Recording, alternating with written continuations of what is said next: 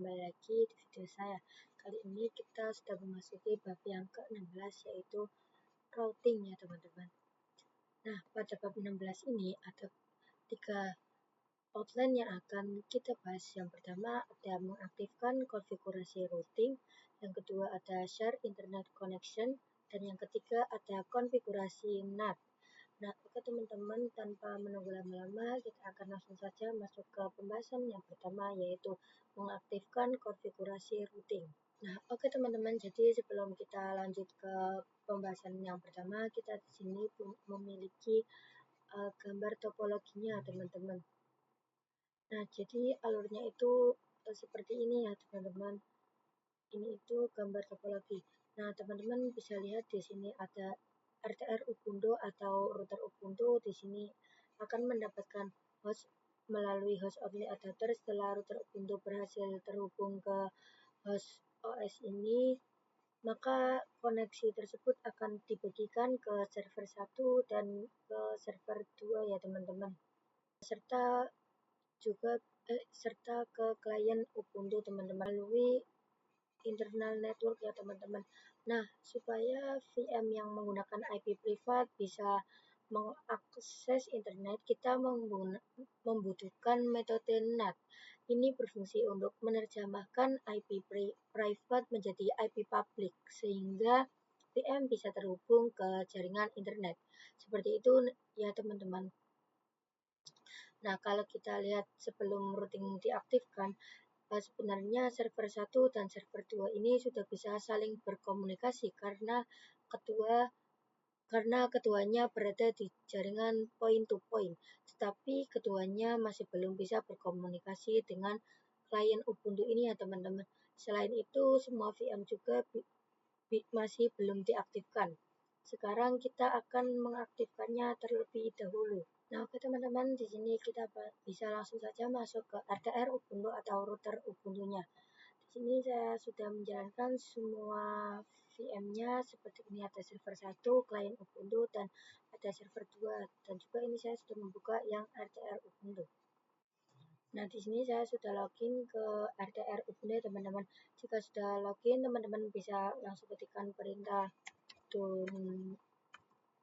nano /etc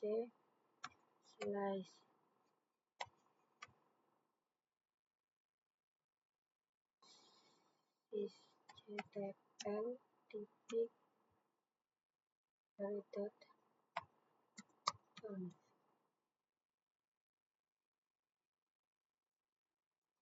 Nah, setelah itu kita langsung enter. Kemudian di sini teman-teman akan disuruh memasukkan passwordnya, kita ketikkan. Setelah teman-teman sudah masuk seperti ini, teman-teman bisa ke bawah kan, kemudian teman-teman bisa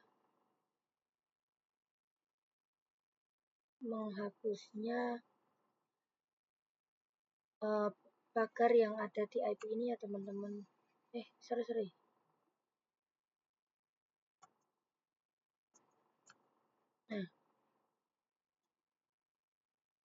Nah, setelah kita menghapuskan, kita ctrl+x, y, lalu enter.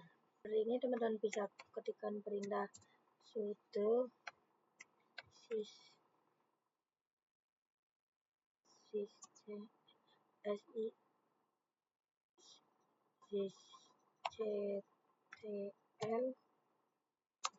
-min-p, kemudian enter. Untuk perintah sudo sysctl -min-p ini fungsinya itu supaya perintah yang tadi kita ketikkan langsung diterapkan ya teman-teman. Nah, ini sudah selesai. Kita akan mengecek apakah VM sudah bisa saling berkomunikasi. Teman-teman, di sini saya sudah login ke server 1. Lalu teman-teman di sini bisa langsung pingkan dengan ping IP 172.16.1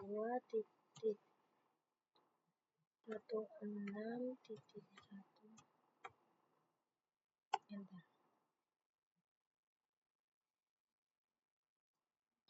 Nah, oke teman-teman, jika sudah data seperti ini, itu tandanya kita sudah berhasil ya teman-teman.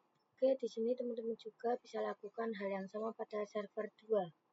Di sini teman-teman bisa ketikkan ping titik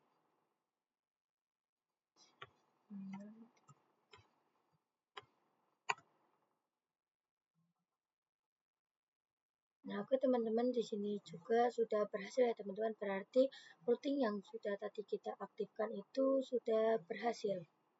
Kita bisa pingkan ping 8.8.8.8. Nah, kemudian kita bisa enter. Nah, di sini itu hasilnya belum bisa teman-teman.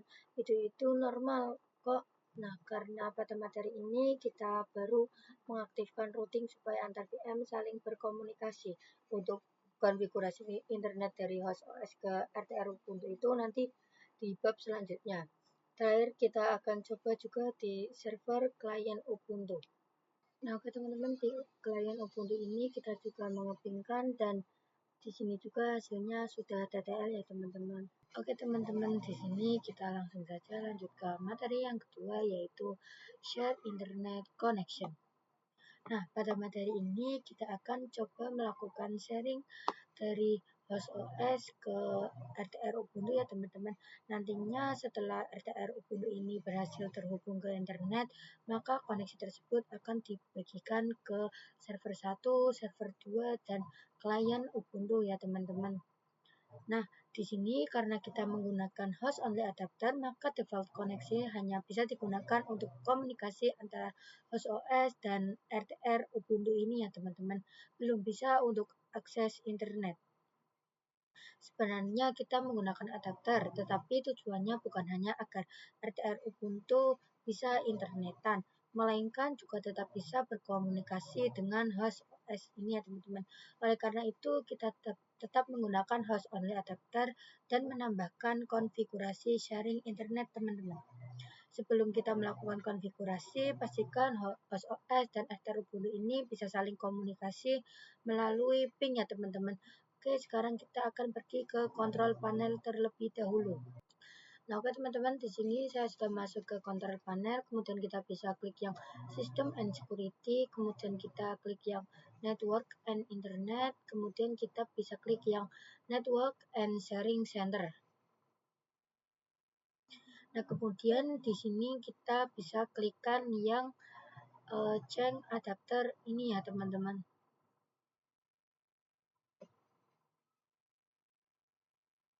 Nah, kita bisa klik yang Ethernet, kemudian kita klik status, kemudian kita bisa klik details. Nah, di sini sudah ada IP-nya teman-teman. Di sini IP-nya itu 192.168.172.1. Nah, kemudian di sini kita langsung saja masuk ke RTR Ubuntu-nya, lalu kita akan pingkan IP yang ada pada Ethernet tadi.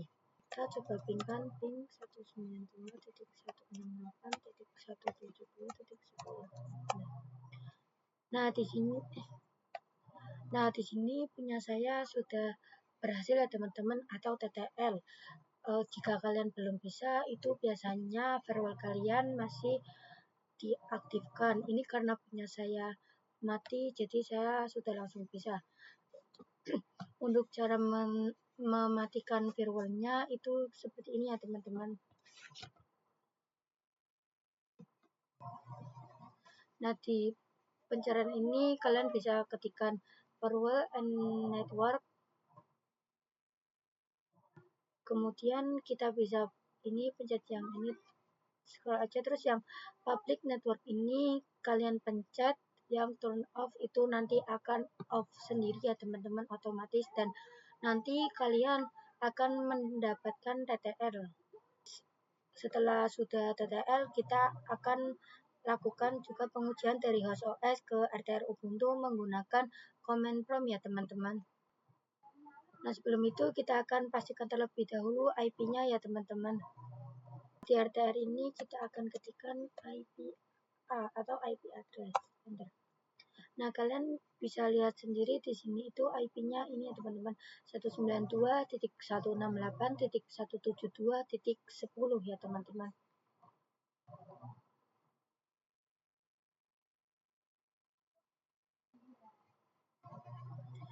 Nah, lalu kita akan mengepingkan di command prompt 192.168.172.1. Nah, kalian bisa lihat sendiri di sini hasilnya sudah TTL, yang berarti itu antara host OS dan RTR Ubuntu itu sudah bisa saling berkomunikasi. Nah, oke teman-teman, langkah berikutnya adalah membagikan koneksi internet dari host OS. Teman-teman bisa klikkan kontrol panel lagi. Kemudian teman-teman bisa ketikkan WiFi. Kemudian bisa klik yang properties. Kemudian teman-teman bisa ketikkan yang sharing, kemudian yang allow ini. Nah, di sini teman-teman bisa pilih yang Ethernet. Saya pilih Ethernet 2. Lalu teman-teman bisa klikkan OK. Yes.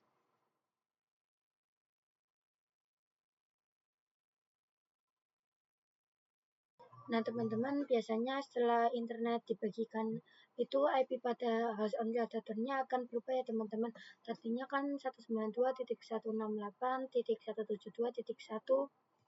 Sekarang akan berubah menjadi 192.168.137.1. Nah, karena IP berubah, maka konfigurasi IP pada router harus disesuaikan ya teman-teman. Kita close aja lalu akan pergi ke router. Nah, oke teman-teman, di sini kita akan membuka file dengan perintah teman-teman.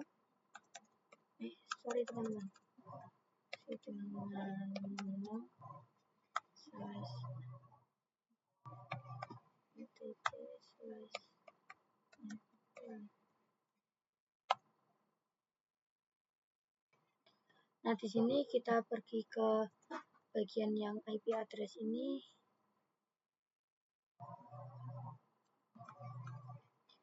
Kemudian kita akan mengganti dengan 137.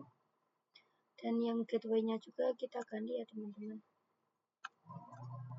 137. Kemudian bisa klikkan CTRL-X, kemudian enter. Di sini teman-teman bisa ketikkan sudo net plan apply.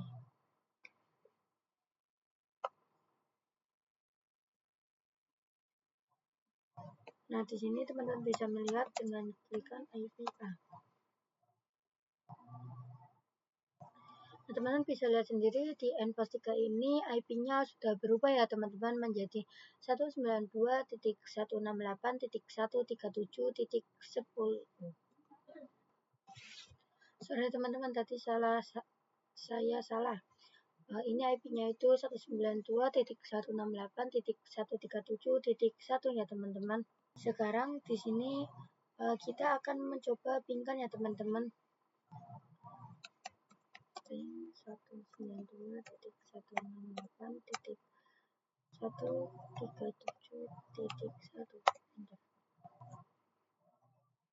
Nah, oke teman-teman, di sini saya sudah berhasil ya, soalnya sudah keluar TTL-nya. Nah, yang artinya itu konfigurasi yang tadi kita lakukan itu sudah berhasil. Nah, oke teman-teman, di sini yang terakhir kita akan cek apakah RTR Ubuntu ini sudah terhubung ke internet atau belum dengan perintah ping Google atau ping 8.8.8.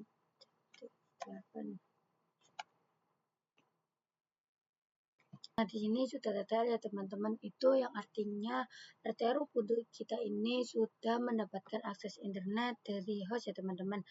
Nah, teman-teman perlu diingat juga bahwa pengaturan sharing internet ini masih bersifat sementara. Jadi, jika wifi-nya terputus atau laptop di restart atau koneksi berubah, langkah sharing internet itu akan kembali. Nah, sampai di tahap ini RTR Ubuntu sudah bisa mengakses internet. Tapi server 1, server 2, dan klien Ubuntu belum bisa karena koneksi dari RTR Ubuntu ke VM lain belum dibagikan. Konfigurasi tersebut dapat dilakukan pada materi berikutnya menggunakan metode net ya teman-teman. Oke teman-teman, kita masuk ke materi yang ketiga atau yang terakhir, yaitu konfigurasi NAT. Nah, di sini saya akan menjelaskan lagi yang ini ya teman-teman. Untuk yang pada materi sebelumnya kan RTR Ubuntu ini sudah mendapat akses internet melalui host OS ya teman-teman. Namun server 1 dan server 2 dan klien ini belum bisa. Nah, supaya semua VM yang ada di internal network juga bisa internetan, kita perlu metode NAT. Seperti yang sudah saya jelaskan pada sebelumnya, NAT ini berfungsi untuk menerjemahkan IP private menjadi IP public sehingga seluruh VM mengakses internet melalui RTR Ubuntu ya teman-teman. Nah, pada konfigurasi ini interface post 3 yang mengarah ke host OS ini itu menggunakan IP 192.168.56.1 ya teman-teman.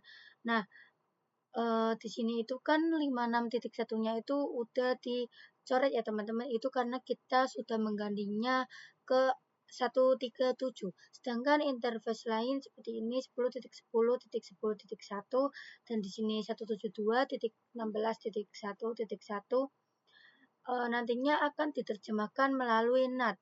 Kita langsung saja ke Ubuntu-nya ya teman-teman.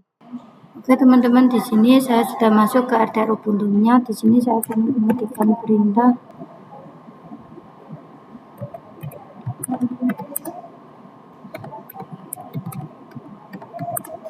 IP tables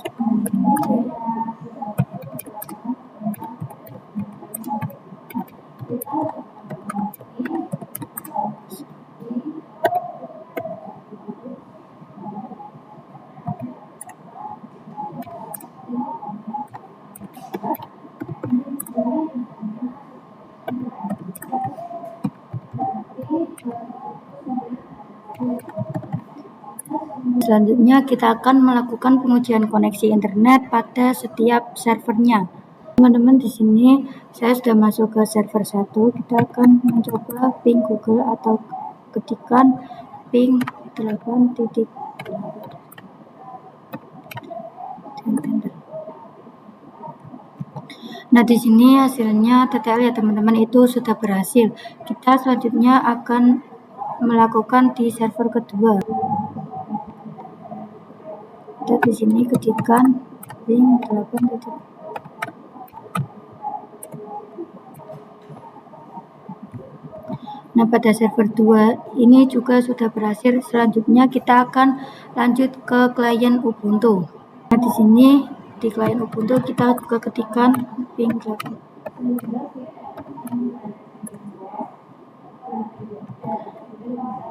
Nah, pada klien Ubuntu juga ini sudah berhasil ya teman-teman. Kalau semua VM berhasil melakukan ping ke 888 atau ping Google, itu berarti konfigurasi NAT sudah berhasil dan seluruh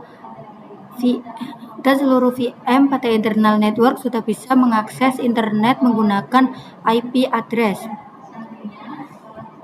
Nah, di sini konfigurasi NAT tersebut masih bersifat sementara. Artinya jika Ubuntu ini di restart atau di reboot, itu konfigurasinya akan hilang teman-teman. Dan kita harus membuat ulang supaya konfigurasi tetap tersimpan. Setelah di restart, kita akan menggunakan IP tables persistent.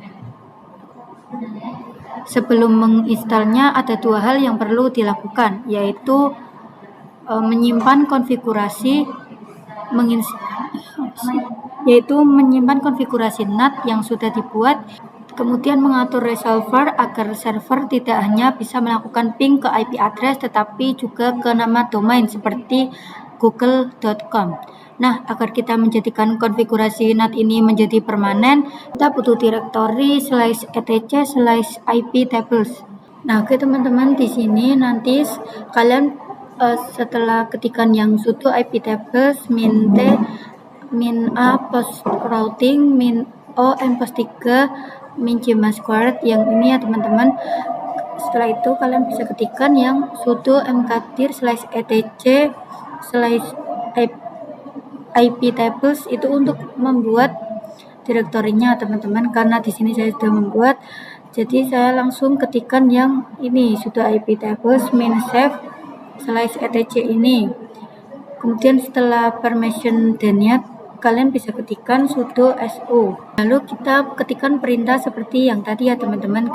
Nah di sini teman-teman tidak perlu mengetikkan sudo lagi karena sudah berada pada root. Teman-teman bisa ketikkan ip tables new save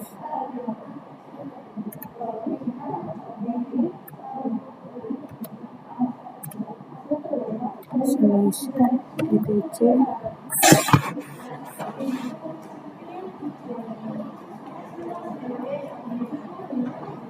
slash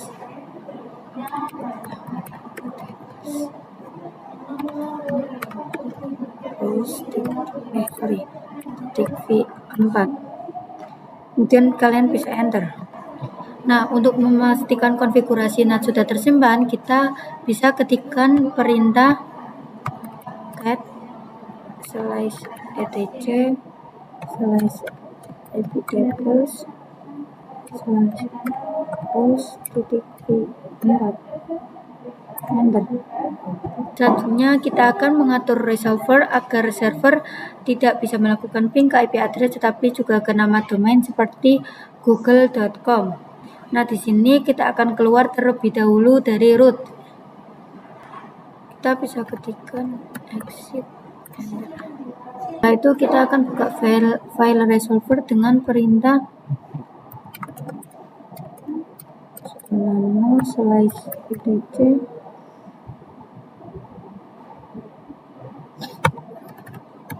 resolve.com, kemudian kita bisa enter. Nah, di sini kita akan menonaktifkan name servernya ya teman-teman. Di sini kita bisa menambahkan pagar. Nah, kemudian kita enter. Terus di bawahnya kita bisa ketikkan name server ping Google atau 8.8.8. Nah, seperti ini ya teman-teman. Jika sudah selesai bisa menyimpannya dengan ctrl+x, y, kemudian enter. Nah, lakukan juga langkah yang sama ke server 1 dan yang server 2. Ini kita bisa ketikkan sudo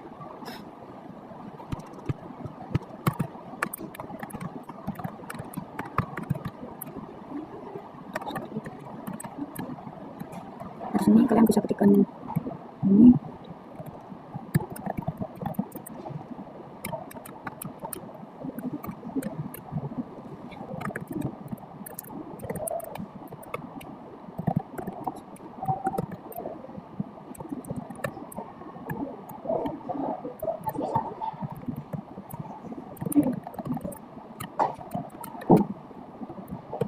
Yang perlu diketahui bahwa perubahan pada resolve.com ini masih bersifat sementara. Agar konfigurasi DNS tetap tersimpan setelah server di restart, kita akan menambahkan name server pada konfigurasi netplan di bagian berikutnya, sekaligus menyelesaikan instalasi iptables persistent server distore plan.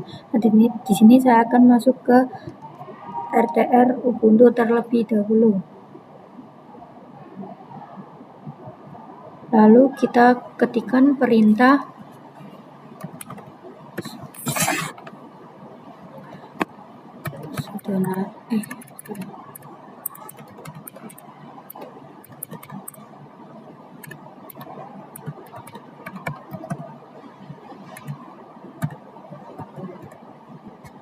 lalu kita enter.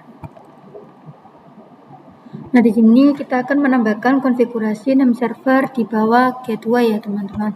Di sini punya saya sudah ada name servernya. Dan kita bisa langsung menyimpan dengan ctrl+x. Jika sudah, kita bisa ketikkan perintah sudo netplan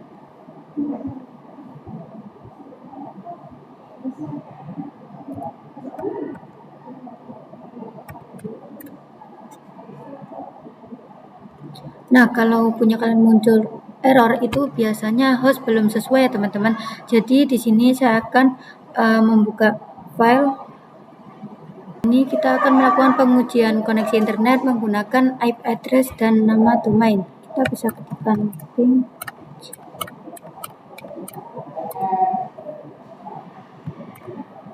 Nah, di sini sudah berhasil ya teman-teman. Setelah itu saya akan ping menggunakan nama domain yaitu google.com.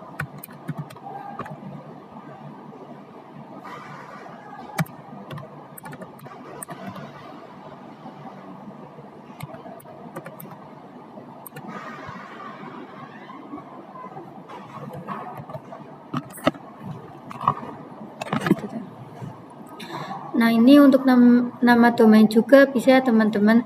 Kalau keduanya itu berhasil, berarti konfigurasi resolve sudah berjalan dengan baik. Selanjutnya, pastikan konfigurasi NAT sudah tersimpan dengan perintah cat slice btc tables slice terus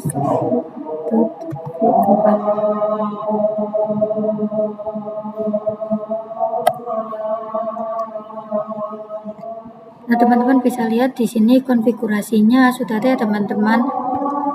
Lanjut, untuk instalasi IP tables persistence itu kita bisa ketikkan perintah sudo apt install IP tables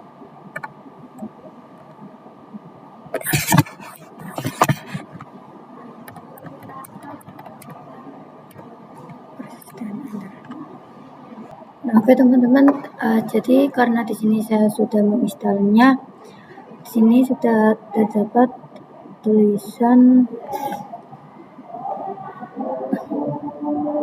IP tables persistent is already.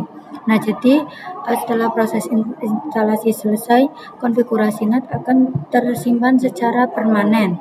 Nah, sehingga tidak perlu konfigurasi ulang setiap kali server di restart. Selanjutnya kita akan melakukan konfigurasi resolve ke server 1 dan server 2 ya teman-teman. Di sini teman-teman bisa ketikkan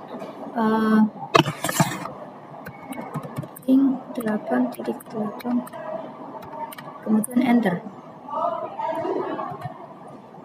Nah, di sini hasilnya sudah berhasil ya teman-teman. Kita selanjutnya akan coba ping menggunakan nama domain yaitu google.com. Ping google.com enter. Nah, untuk ping nama domain juga ini sudah berhasil ya teman-teman. Selanjutnya kita akan lakukan hal yang sama pada server 2. Ini kita pertama akan ping 8.8.8.8 dan enter. Nah, di server 2 juga ini sudah berhasil. Kemudian kita akan ping nama domain google.com. Nah, untuk yang domain juga sudah berhasil ya teman-teman, yang artinya server 1 dan server 2 yang kita miliki sudah bisa ping Google menggunakan nama domain. Lalu kita akan mencoba ke Ubuntu client. Ini kita udah buka yang Ubuntu clientnya. Untuk yang Ubuntu client ini agak berbeda teman-teman. Pertama bisa pergi ke setting. Kita bisa ketikkan icon yang ini. Nah, di sini kalian bisa pilih yang IPv4, addressnya kalian bisa ganti ini 172.16.1.2, gateway-nya, kemudian netmask, dan untuk DNS-nya 8.8.8.8 ya teman-teman. Kemudian kalian bisa apply. Nah, sekarang kita akan coba ketikkan ping nama domain. Ping google.com.